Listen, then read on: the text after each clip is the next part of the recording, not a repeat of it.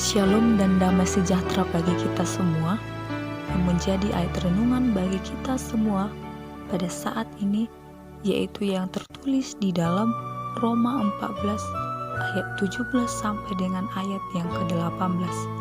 Beginilah firman Tuhan. Sebab kerajaan Allah bukanlah soal makanan dan minuman, tetapi soal kebenaran, damai sejahtera dan sukacita oleh Roh Kudus.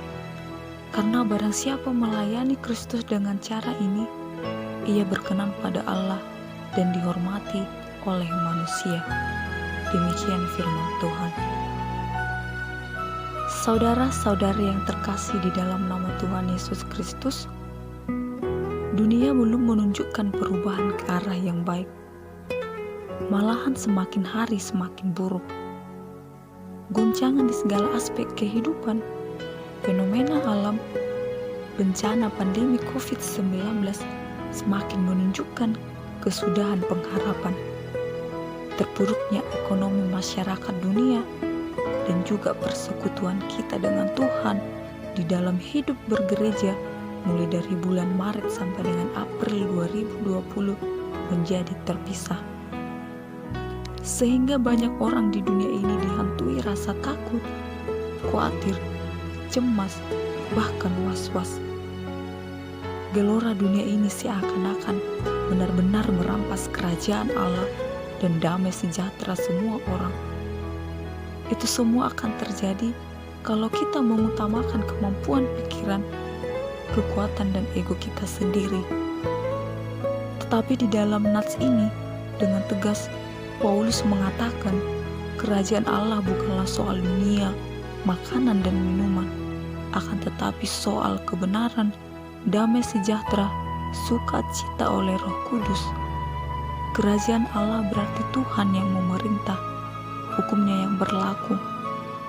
Hidup diatur oleh hukum Allah, hidupnya akan bersama Roh Kudus, dan Roh Kudus akan membawa kebenaran, kedamaian dan sukacita. Hal ini tegas diajarkan Yesus di dalam Matius 6 ayat 9 sampai dengan ayat yang ke-10, yaitu tentang doa. Dimuliakanlah namamu, datanglah kerajaanmu seperti di bumi maupun di sorga. Doa ini mengacu pada perluasan kerajaan sorga sampai ke bumi dan sampai di mana-mana. Dimanapun nama Tuhan harus dimuliakan di sorga ataupun di bumi. Itu terjadi kalau Roh Kudus bekerja di dalam hidup kita. Roh Kudus memerintah dan mengendalikan kebangsaan dan ego kita. Roh Kudus menggantikan kelemahan kita dengan kebenaran dan kasih Kristus. Melalui Roh Kudus yang ada dan bekerja dalam diri kita, maka kita mampu melakukan hal-hal yang benar, mampu mengucap syukur dan merasakan damai dan sukacita. Saudara-saudara yang terkasih di dalam nama Tuhan Yesus Kristus, Paulus mengajarkan hidup harus memuliakan, mengagungkan nama Tuhan. Itulah cara yang benar melayani Kristus dan yang berkenan kepada Allah dan dihormati oleh manusia. Memuliakan Tuhan berarti hidup dipimpin oleh Tuhan, bersandar kepada Tuhan, bukan pada kemampuan pikiran, kekuatan, dan ego kita sendiri.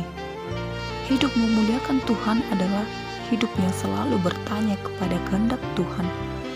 Hidup seperti ini tidak menimbulkan batu sandungan bagi orang lain, tetapi menyenangkan hati Tuhan. Karena dalam segala hal, Tuhan harus dimuliakan. Tuhan memerintah dalam hidup ini. Itulah kerajaan surga, Allah yang digenapi dalam hidup kita. Apakah beban dan penderitaan kita hari ini sehingga sulit untuk berbahagia? Apakah karena makanan dan minuman? Atau karena ada gangguan rohani di dalam diri kita? Maka dari itu saudaraku, fokuslah pada Tuhan, maka kita akan mengalami kebahagiaan yang sejati seperti yang difirmankannya di dalam Matius 6 ayat 33. Semua itu yang kita butuhkan akan ditambahkan kepadamu.